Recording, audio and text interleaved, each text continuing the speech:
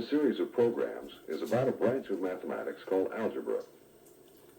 Like any subject, it can be made difficult to study, and there are some advanced parts of algebra that are hard to understand until you learn the basics. But the things you need to know about algebra for ordinary use are easy to learn. This is what we'll cover in this course. Algebra uses a group of methods to help you solve problems about the relations between things, which may be a bit too complicated just to keep in your head. You can write these relations down and arrange them so that you can solve the problem, or at least you can show the relationships in the simplest possible form. Suppose your cousin Charles is 24 years old. You could use the letter C for his age and write C equals 24. This doesn't help us very much, since this is an identity. C and 24 are the same thing, like 5 equals 5. But if we didn't know that C is 24, the use of the letter C for his unknown age could be helpful.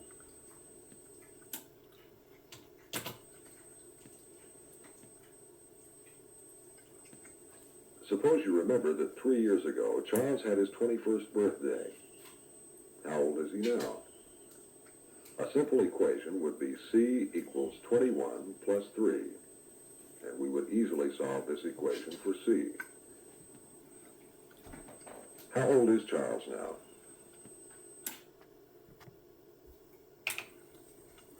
Of course, 24. But suppose Charles was 10 years old when his sister Betty was born. How old is Betty now? Her age is 10 years less than Charles. We could say that B equals C minus 10, using B for Betty's age. And if C is 24, then B equals 24 minus 10, which makes B equal 14. How old is Betty?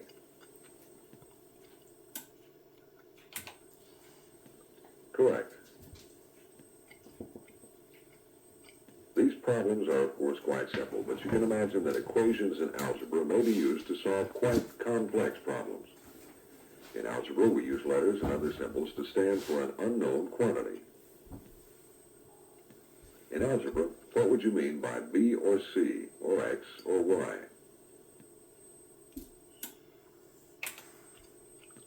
Yes.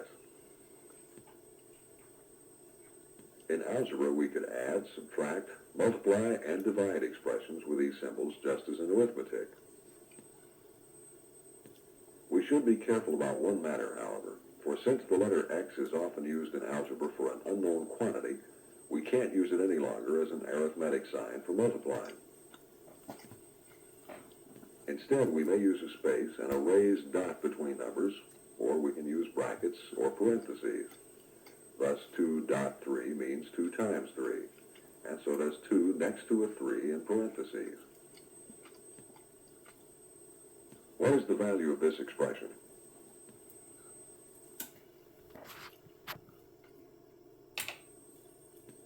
Correct. When you multiply numbers which are represented by letters or symbols, you don't need a raised dot or parentheses to show multiplication. For example, you may write xy equals 6, and if y stands for 3, you know that x is 2. What does pi b stand for?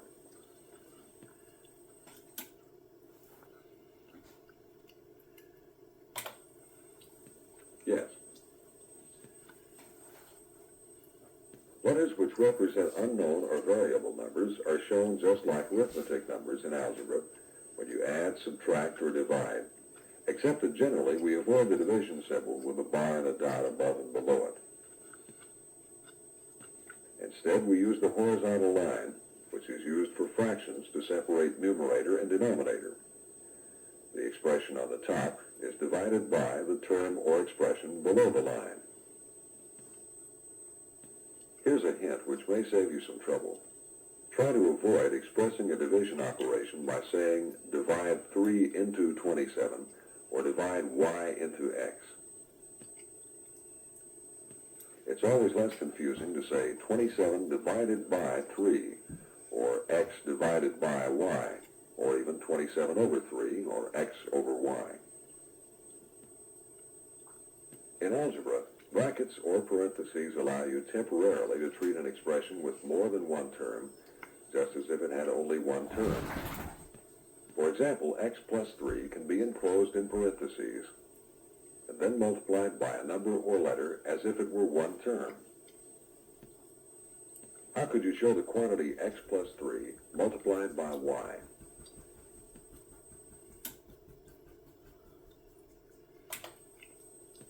Right.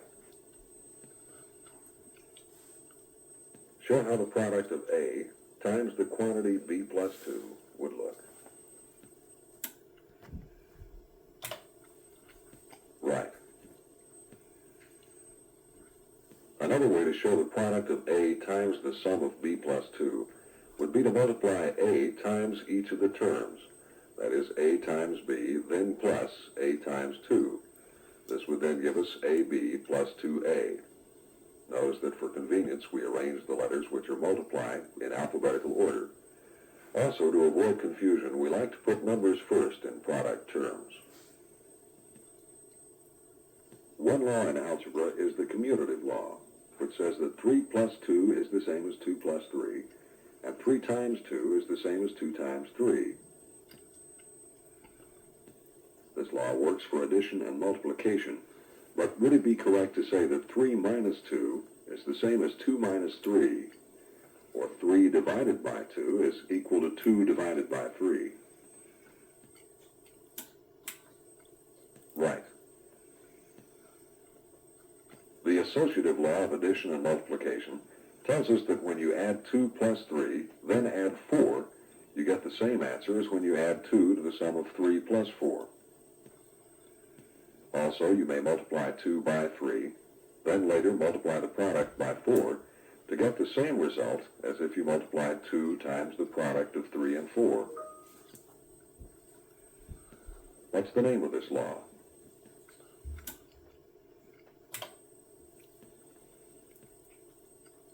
By these algebraic laws, we know that A plus B, in parentheses, plus C outside them, is the same as A plus B plus C inside parentheses. This means you can either add A and B first, then C, or add B and C, then A. Also, A times the product of B times C is the same as the product of A times B times C. According to the associative law, it doesn't matter in which order you multiply. However, subtraction and division operations must stay in order. Which law allows addition or multiplication operations in any combination?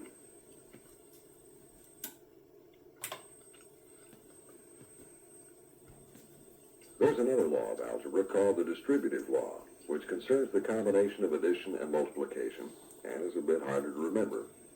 A little practice will help, however.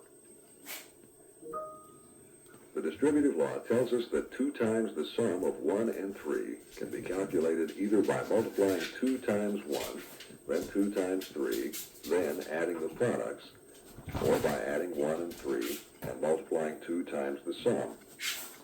Here we perform both addition and multiplication. What's the name of this new law?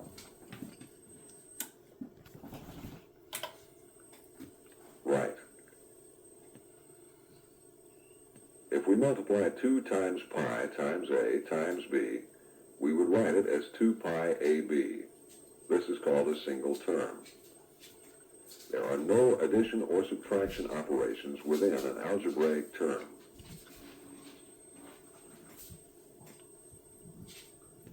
When we write 2 pi over AB, we mean that 2 and pi are multiplied together, and then divided by the product of A and B.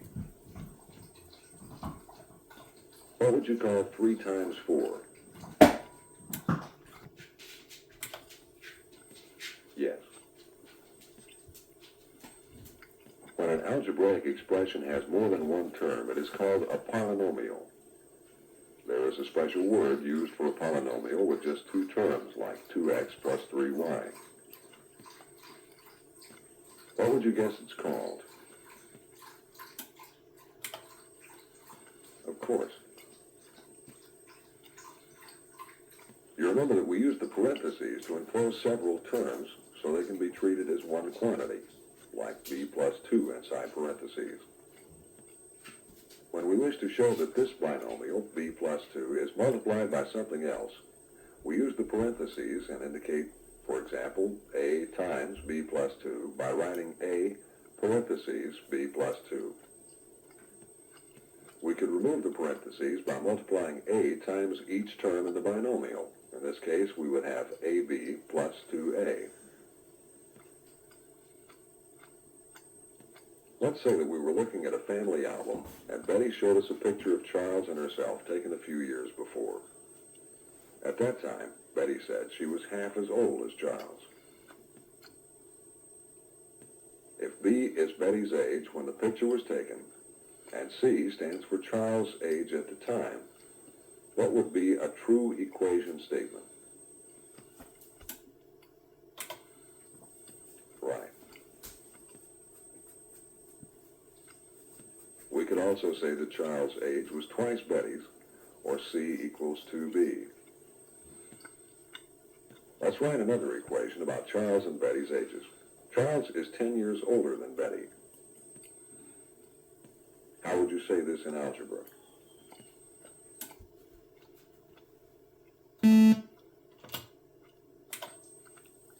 Correct. But before we go ahead, we'd better remember that although Betty will always be 10 years younger than Charles, there was only one time when she was half as old as Charles. You can probably guess that this was when she was 10 and Charles was 20 years old, so perhaps you don't need algebra to find when the snapshot was taken. But what if we found that Betty was 7/12 as old as Charles when he went to work at the post office? Algebra would help to find their ages easily.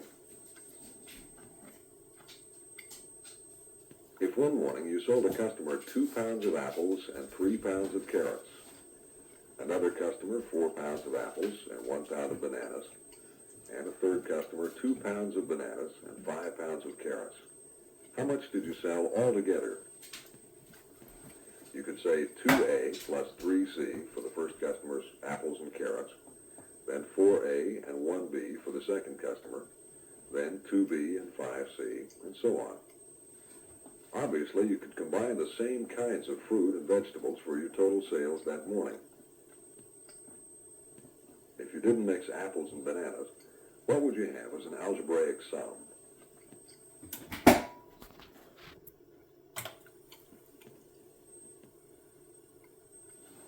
If you found 5 walnuts and 7 pecans in the woods, and gave your friend 3 pecans,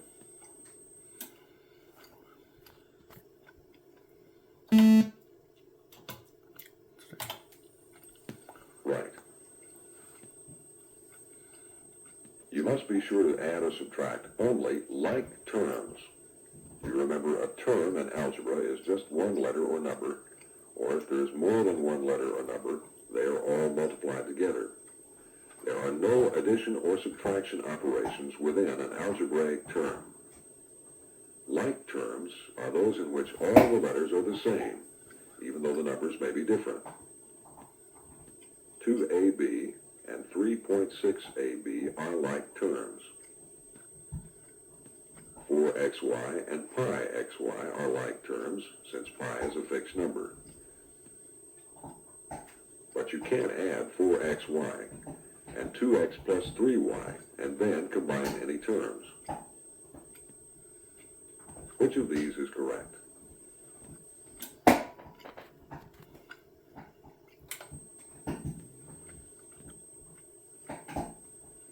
If you wish to know the number of square inches in a floor tile 10 inches long by 12 inches wide, you'd multiply 10 by 12 and get 120 square inches. If you had a number of tiles, some 9 inches square and some 7 inches square, you'd have some tiles which covered 81 square inches and others which covered 49 square inches.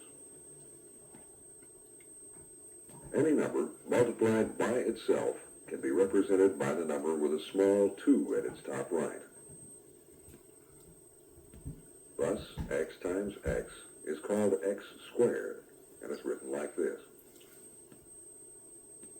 X times x times x is called x cubed, or sometimes x to the third power. In algebraic terms, it would be awkward to write 2xxxx, so we say 2x to the fourth power, or 2x to the fourth. These small numbers at the upper right are called exponents. You can see, however, that 3x and 2x squared are not the same kind of terms, so they can't be combined by addition to give 5x or 5x squared. They can be added, of course, but only as separate terms. What would their sum look like?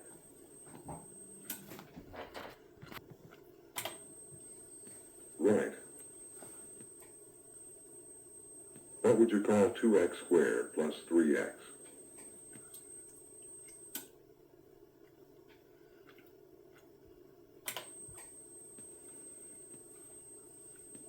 You remember that when you multiply 2 times 3 to get 6, we call 6 their product. X times y gives the product xy. X and y are called the factors of the term xy. In the term 3xy squared, 3x and y are the factors. And the factor y, of course, occurs twice. What are the factors of 7ab to the third power?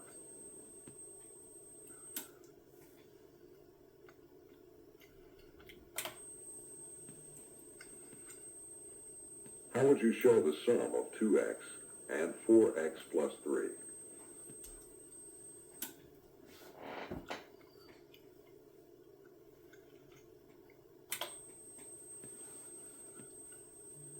How would you show the sum of x plus 2 and y plus 3?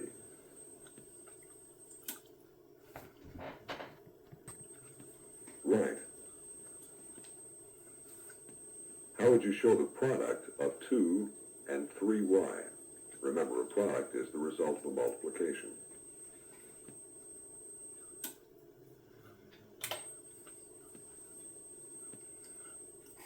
How would you show the product of 2a and 3b?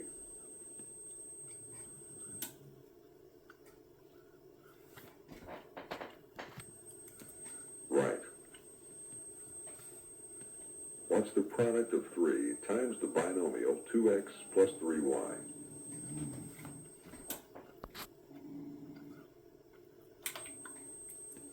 Yes. What's the product of 5 times the binomial 2x plus 3y?